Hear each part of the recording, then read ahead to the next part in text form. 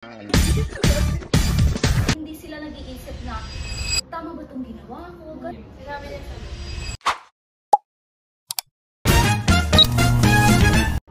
Hello guys and welcome to our podcast. By the way, this is Shane. I'm Jackie. I'm Kim. I'm Casey. I'm Angel.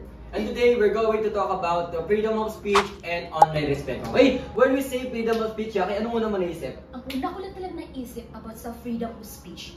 From the word freedom itself, ito yung simbolo ng kalayaan. You can express your thoughts, your feelings, and ideas. Di ba? Yes. Tama. Galing yun. Yung answer ko similar dun sa sinabi niya. Oo. You can share your thoughts or ideas freely. Yeah. And for me, it's talk about kalayaan sa pagsasalita. Just like them. It's, Yes. you can express your opinions and ideas without Yes. Tulad nga yung sabi niya, kalayaan. Pero meron din responsibilidad. Yes. Yes. Ano naman? And how about yung ano naman, yung online respect naman. Okay, ako muna. Pag sinabing online respect, syempre may boundaries ka din kung saan yung hangganan na sasabihin mo. Sinabi niya sa Yes. How about you? Para sa akin kasi yung online respect versus freedom of speech. Parang yung freedom of speech, ginagawa nila yung as an excuse pagdating sa mga online. Kasi makikita natin sa comment section ng babasya sila, parang ginagawa nila yung excuse yung freedom of speech. Kasi nagpapahayag sila ng opinion. Hindi sila nag-iisip na, tama ba itong ginawa ko? Ganun. Tama. Parang think before you post. Yes, Oh, that's yes. right. Perfect. Galing. Oo, tama. Diba? So, ako, ayun nga, katulad ng sinabi ni Arshane kanina, na yung online respect, dapat may mga boundaries and limitations sa pagko-comment. Hindi, oo nga, ma-share mo yung thoughts and ideas mo freely, pero dapat may limitation. Dapat alamin mo kung makakasakit ba to sa ibang tao, ano ba yung ma-feel nila, ganun. Next. Okay. For me naman, syempre nasa Pilipinas tayo, maraming basher, ganon. Kahit hindi alam lahat ng kwento. Kaya, we need online respect para iwas sa mga basher, ganon. Tama. So, iwas basher. Iwas sa basher.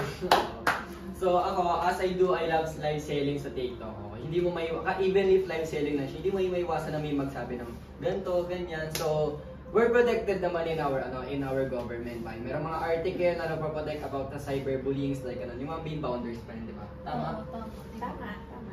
Pero kasi may nakikita ako sa mga Facebook, nang mabash talaga sila. Like, hindi sila nagpapaano. Alam mo yung hindi sila nagpapaawat? Yeah, hindi sila nagpapaawat, Jackie. Hindi sila nagpapaawat. Like, parang, sa tingin niyo, ano yung pwede natin gawin para ma-stop? Wala, no? Siyempre, wala. Mahirap na yun eh.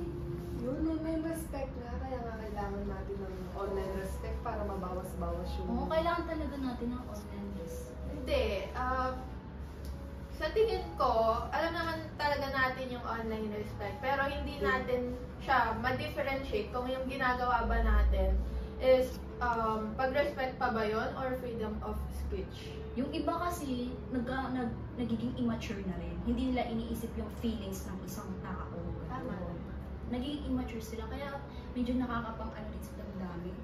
Di ba? Oo, umiiyak ka. Yeah. Oo. Yeah. Tsaka may with proper education din naman, ma-align din naman natin yung tama sa mali, di ba? Oo. Like yung pwede sa ganito, bawal sa ganyan, like that. Sige. Oo, hindi naman porket may freedom of speech tayo, yung pa natin sa online yun na hindi mo alam, nakakaano na pala. Nakakasakit na ng iba. Especially ngayon, laganap na yung paggamit ng social media. So, we need to be careful sa mga sinasabi natin. No? And also, ang daming fake news ngayon, guys, di ba? Ang daming Oo, fake ang news. Kasi hindi nang naisip natin, kailangan natin i-post minsan. Oo nga, think before you post. Yeah. Galing mo talaga. Like, Perfect. before yung post, di ba kasi di rin naman din sa online yung basihan. Pero yung topic natin about sa online, pero pwede siyang mangyari sa totoong buhay, like face-to-face or like real life, di ba? So as I said earlier, yung iba fake news, dapat i-check mo yung yung credentials bago yung mga dapat i-check mo yung mga credentials ng bawat post bago tayo maniwala. Bago tayo bago tayo maghusga ng ibang tao, di ba? So for me, masabi ko lang, yung freedom of speech and online respect is umiikot lang talaga siya sa social media ngayon kasi ayun nga, laganap na yung paggamit ng social media ngayon. Pero syempre, kailangan din natin ng respeto habang gumagamit na ng social media. Yeah, that's right. Kahit naman inaano natin yung freedom of speech, we need also respect with that. Oh, kasi sorry. Kasi respect goes both ways. Yeah. Yes. Yes. Also, think wisely before we do a thing. Yes. Before you post. Yeah, before you post, before you do a thing. Oo. Yes. Kahit disagree ka dun sa opinion niya, you can disagree without being disrespectful. Yes. Tama. So, that's all guys. And thank you for listening to our Thank you! podcast. Bye-bye.